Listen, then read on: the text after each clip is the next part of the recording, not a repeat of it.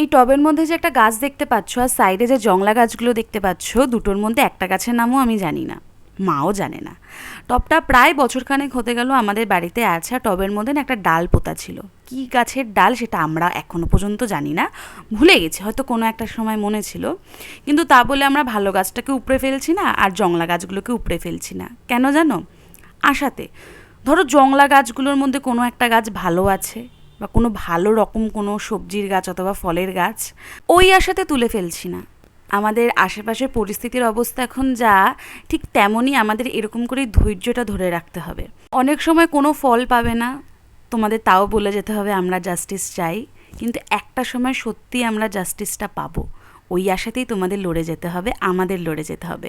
ভিডিওটা অনেক দিন আগের, পোস্ট করা হচ্ছিল না, আর পোস্ট করার মতো মানসিক অবস্থাতেও আমি ছিলাম না। একটু টাইম লাগবে আমাকে আবার ভ্লগিং স্টার্ট করতে। টাটা।